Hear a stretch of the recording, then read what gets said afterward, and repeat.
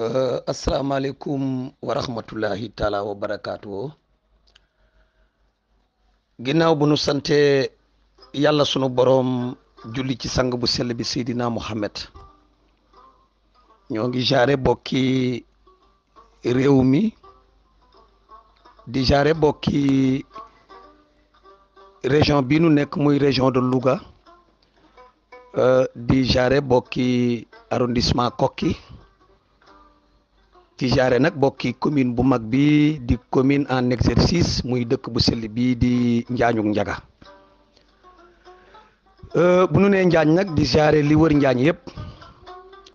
di ndokkeel dëkk yu sell yi nga xam ne ñoom ñëpp ñoo nekk ci dëkk yi nga xam ne noo wër Njaañ. Alioune Badara ñu ngi lay ndokkeel yow it di jaare Cheikh Doudou bu baax. di jaarale ci yéen jaar bi rek di jaare bu baax président bi nga xam ne moo jiite ànd defar Njaañ di sunu nijaay Modou Niang. di profito rek di jaare sunu nijaay Doudou Ndiaye, sunu doomu ndey, waaye di jaare sunu nijaay Bunaama. di ndokkeel daal képp koo xam ne nii yaa ngi ci ànd defar Njaañ, ngay mag ngay ndaw ngay jigéen. di nuyu nag sunu mag soxna Aïssatou Dieng, di ko jiital ci sama présentation ndax mooy sama kilifa. di ndokkeel it képp koo xam ne nii rek yaa ngi dëkk Njaañ ca ngay sunu nijaay ku mel ne nijaay Mass Dieng mi ngi foofu, ñu ngi koy jaar di jël nuyoo bi di teg ci loxoom. njabootu sama nijaay Abdou Mayna, di leen jottali tamit nuyoo sunu waajur soxna Mbène Fall mi ngi nii di nu déglu. di ndokkeel daal képp koo xam ne nii rek doomu Njaañ nga foo mën a nekk ci adduna bi, ñi nekk Europe, ñi nekk ci réew mi, ak ñi nga xam ne tey ñoo nekk biir Njaañ cay teewlu Cheikh Mbaye Sarr Fall, nu gën koo xam ci ndongal Serigne Bachirou Mbacké,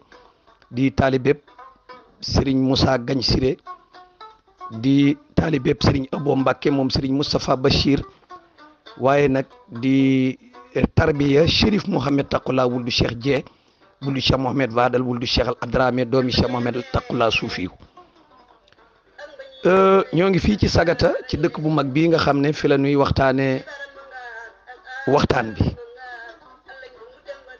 Alioune Badara, ñoo ngi sant yàlla rek julliwaat ci yonent bi, moom mi nga xam ne moo nu may tey nu waxtaanee dëkk bu mag boobu di Njaañuk Njaga. waaye Alioune Badara, Njaañ sunu ko bëggee waxtaanee fokk dañuy waxtaanee pays bu mag boobu nga xam ne muy province bu mag boobu di la province de Njëkk Njaay. parce que njëkk ci saayir moo jur Njaañ, waaye ci baatin Njaañ moo jur njëkk. dëkk boobu tey di njëkk, mën naa ni dëkk bii may waxtaane toog fi tey di waxtaan muy Sagata, geedoo geet mi ko sanc geet sare njaajaan Aboubacar Abou Dardahi ca Jolof, ñoo bokk njaajaan. dëkk bii di Njëkk Njaay, ma lumbeel mi ko sanc nu di koy wax ma Ndumbe Njaay, ten gën koo xam ci Alsaan Ndumbe. Alsaan Ndumbe boobu doomu Ayib Baaba la, Ayib Baaba Njaay frère de Alburi Pend Njéeme. amoon na lu xew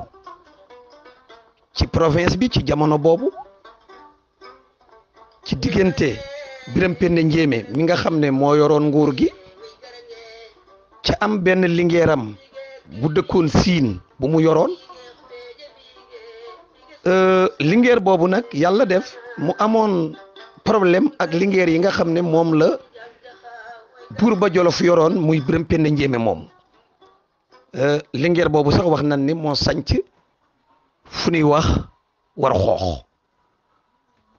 waaye lu mën a xew rek mooy ci problème yooyu bi mu amee ci le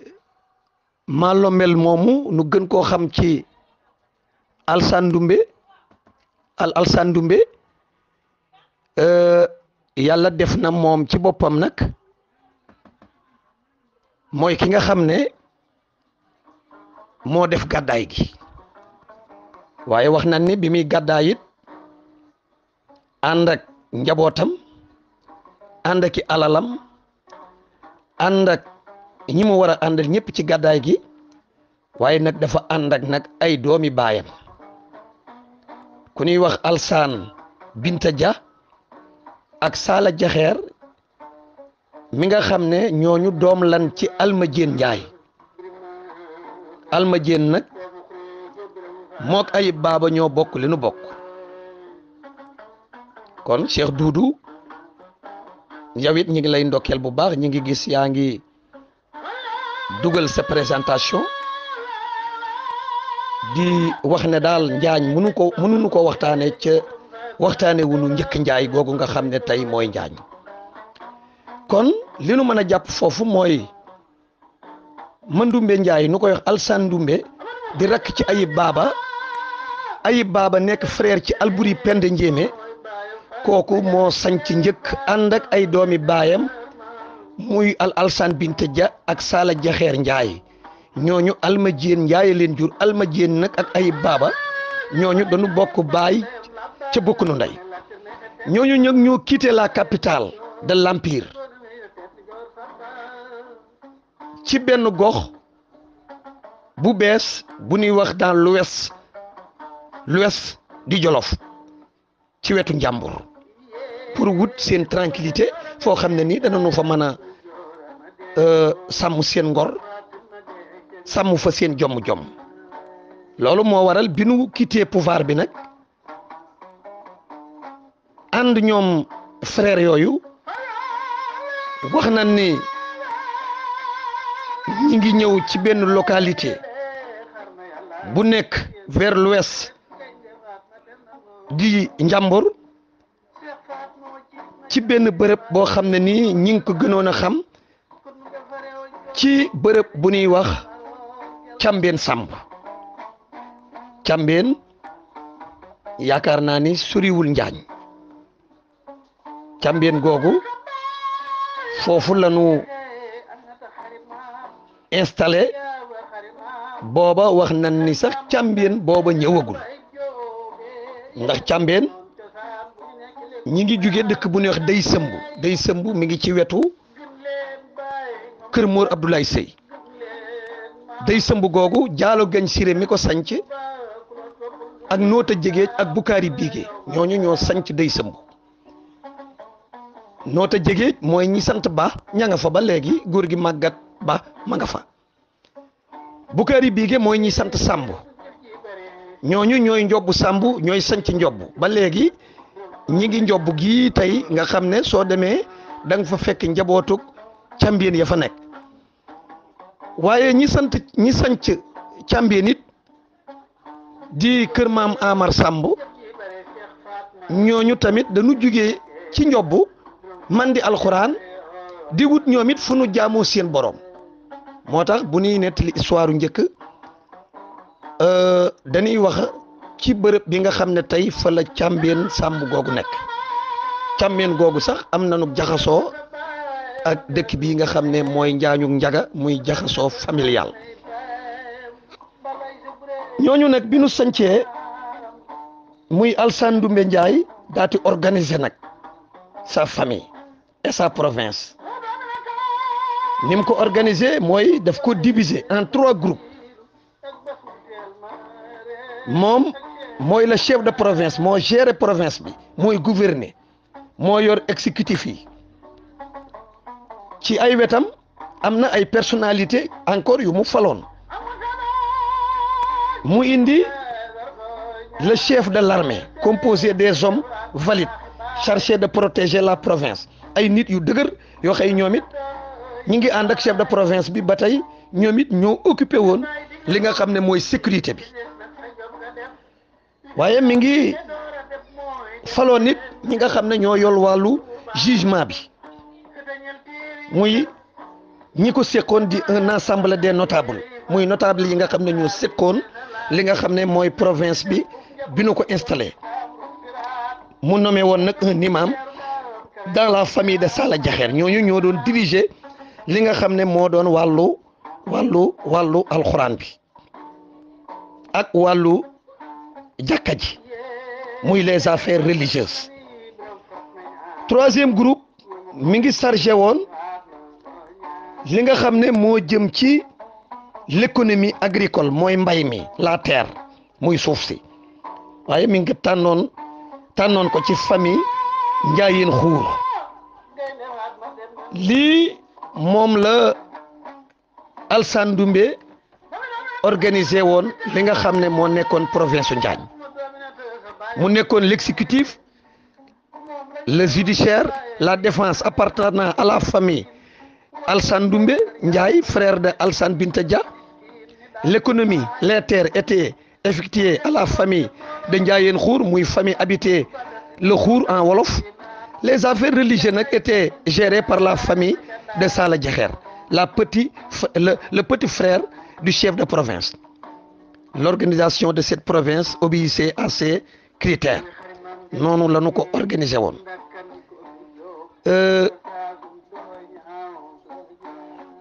Province su njëkk nag nekkoon province bu amoon tranquillité muy njëkk Njaay muy unique famille bi nga xam ne moo composé woon les trois frères muy Alsaan Ndoumbe ak Alsaan Binta Dia ak ku ñuy wax Sala Jaxeer ñooñu ñoo formé lii nga xam ne mooy province su njëkk ñu meññi nanu nag ay askan xam naa bu nu ko waxtaan bi mayoon sax xëy na dañu nu ñëw ci kenn ku ne ñi mu meññi waaye mën naa ni sunu ko toppee xëy na émission bi dana gudd parce que dana jël temps ca comme audio la ci téléphone xëy na ci biir waxtaan bi wala ci yeneeni waxtaan dana nu mën a leeral ñi nga xam ne Alsaan Ndoumbe daf leen a meññi ak ñi nga xam ne Alsaan Binta Dia moo leen meññi ak ñi nga xam ne Sala Jaxeer moo leen meññi mais en tout cas lii moo formé province bu mag boobu nga xam ne mënuloo tudd Njaañ ca tuddoo ko muy njëkk Njaay. Il était divisé en deux entités muy njëkk Xuur nekkoon na ñaari parti muy njëkk Xuur dans l'arrondissement de Koki ak njëkk Mbafar village qui situé à côté de 10 kilomètres de Njaañ waaye mi ngi attaché woon dans l'arrondissement de Sagataguet département de Kébémer. Njëkk nag nekke noonu bokk nag ak Jolof bokk ak réew mi nag ndax Njaajaan ci la ñu soqi ko wax naa la léegi ne la Njaajaan mooy Sagataguet gi nu nekk ndax Biram Penda Njéeme moomu dangay dellu ci sare ca sare moo jur geet moo jur Gédoo Geet ca Gédoo Geet moo sanc Sagata ànd ak Xor Géen mu sanc dëkk bu ñuy wax Looro ànd ak Ndumbil Mbay mu sanc fu ñuy wax Ngol tey mooy Cilmaxa gi nga xam ne saa tewar faat maa ko sanc ànd ak Ndiiru Kase mooy Mbamba Kase gii ci yoon wi di ay ñeeño mais ànd ak Naaru Kajoor bu ñuy wax Yuqum Baabu mu sanc Sowu di tund Mirina di naari Kajoor yi nga xam ne tey sax boo demee wetu Njaañ Ngondam mi ngi noonu ci wetu Njaañ ci wetu Mbaabu ñooñu ñëpp dañuy dellu kër Yuqum Baabu mi nga xam ne ba tey moo àndoon ak Gédoo Geet ca njëkk Njaay bokk ak Gédoo Geet li nu bokk ak moom di askanu Njaay wi nga xam ne ci Njaajaan la nu soqi ko ca boo demee ci Njaajaan Aboubacar Abou Dardahi mi ko meññi ma nga jóge Saam bokk ci askanu Quraysh bokk ci giiru Quraysh waaye bi mu ñëwee Fuuta Lam Toora Abraham Sall mam fa fekk di Lam Toora Fuuta dafa amoon ñaari doom yu jigéen mu jël Aminata nu koy wax Aminata Sall mu may ko Aboubacar Abou Dardahi moomu mu am ci Abdullahi moomu moom la Maysa Waali Maane nu gën koo xam ci Maysa Waali Joon ci Siin wooyee kii de Njaajaan Njaay la nu ni Njaajaan Njaay waaye Jeynaba nag mu may ko ku ñuy wax Texe Jaasu Jóob di affiche alquran di tukkuleur mu am ci mojjen meññi maam muntu moomu mooy waragum njataar mu meññi maam Samba Ayib waaye maam Samba Ayib nu jox ko Ndumbe Sekk ci cuuruur mi bokk ak Farimata Sekk ak Gay Sekk ndey ak baay mu am ci maam Maxtaar Ndumbe mi nga xam ne tey bu ñuy wax kokki moo ko sanc ci 1675 kon njëkk boo toppee tànk boobu rek dafay bokk ak réew mi ndax Njaajaan mooy Sénégal day bokk kër Sakewar Fatma ca Sakewar Fatma mooy Sénégal ndax ba tey ci famille Sakewar Fatma rek ci la midun soxna ñaan génn ca soxna ñaan calaaga ñaan googu la ware maam Ibra ñaan mi ko jur ak soxna Kandi Touré gis nga ko mu meññi la joor kër Ahmadou Makhourédia Gànkal néeg yu baree bari kër sëñ Modou Moustapha kër Ahmadou Yàlla ak Aminta Yàlla ak Seynou bu Jóob mi nga xam ne ba tey dañ koo jox Biram Penn Njéeme jote mi bokk ak ñoom Saala Jaxeer mii ak Almadieen ak Alsan Dumbe di njëkk gis nga ko mu am ci macha allah njaboot gu am solo googu mu ci am ndax am na ci Alburi Seynabu mi nga xam ne nekkoon na buur ba Jolof Seynabu Jóob a ko jur waaye Aminta nag it bi mu demee kokk ni jox ko Ahmadou Faako Jëm moom Njaga Isa mu am ci xëri maam moomu Aminta dafa dem ñoom rek nu jox ko Tafsir Muxtaar Binta Lo mu am fa soxna Aminata Lo nu fal ko sëñ Tuubaa mu am ci sëñ Mudu Mustafa ak Sëriñ Baara loolu tànk la ci gàttal pour wax ne njëkk soo ko doon topp ci réew mi man nga waxtaane askan yëpp même soo demee kër Alaaji Cheikh Aljuma Ba googu ci Gitt Ardo parce que mooy njëkk ndax Ali Ili Banna Dëcc Li Banna ak Takko Li Banna ak Samba Li Banna ba tey da ngay dellu Aboubacar Abou Dardahi Njaajaan ndax Ili Banna Moussa Sall mi leen jur Lamtoora Abraan Sall ko jur ca wax naa la léegi ne la Lamtoora moo jur Aminata Labraan ak Jeynaba Labraan kon njëkk mooy njaañ baat bi rek wundu na ko léegi nag nu ni au 17e siècle vers 1680 province bi nag daati am benn grandeur daati yaatu waaye li ko gën a yaatal mooy l'arrivée du marabout dont le nom de Njaga Fatim Diagne ou Matar Diagne mu nekkoon un homme de Dieu nekkoon nitu yàlla moom it mi ngi doon wër benn lieu bu mu sanc ginnaaw bi nga xamee ne nag jugee na kër maam Maxtaar Ndumbe parce que kenn la woon ci maam Maxtaar Ndumbe ci ñi mu doon formé ndax wax naa ni maam Maxtaar Ndumbe formé na woon luy tolloog juróom-ñaar fukki góor yàlla ak juróom-ñett waaye maam Mara Mbakke mii kër Serigne Touba ak Serigne Njare mi nga xam ne mooy Njare Waqi ak maam Njaga Fatim Diagne mii sanc Njaañ daf leen a waxoon ne leen sanc leen ca bu leen ma sori loolu moo waral Serigne Njare sanc Njare Waqi mais loolu moo waral maam Mara Mbakke sanc Mbakke Baari mais loolu moo waral Serigne Njaga Fatim dem ca buur ba Jolof demandé ko fu mu bëgg a sanc buur ba Jolof moomu moo ko boole ak doomi baayam yii nga xam ne moo ko tegtal ne ko demal dans l'ouest da Njàmbur ca wetu Kajoor am naa fa ay doomi baay Alsaan Ndumbe la ak Alsaan Binta Dia ak ku ñuy wax Saala Jaxeer soo demee boole naa la ak ñoom nga waxtaan ak ñoom nu wutal la foo dal loolu moo waral maam Njaga Fatim moomu jug wax na ni àndoon naa ak ñaari taalibeem la àndaloon ak yaayam di waajuram wu jigéen wi ko jur muy soxna Fatim Diouf foofu nag danañ fi taxaw Cheikh Badara ndax maam Njaga Fatim Diagne mas na ma waxtaan ak sunu benn maam dundoon na téeméeri at ak nangam ci dëkk bu neex Afe Lay muy soxna Awa Diagne soxna Awa Diagne sax mbokk la ci man ay sëtam a ngi nii ci biir kër gi ndax sama doom bu jigéen maye woon naa ko dëkk bu neex Afe Lay muy sëy ca kër ga di sëy ak sëtam bu ñuy wax Moustapha Lay di doomi Moodu Awa Diagne loolu yàlla dogaloon na ko xale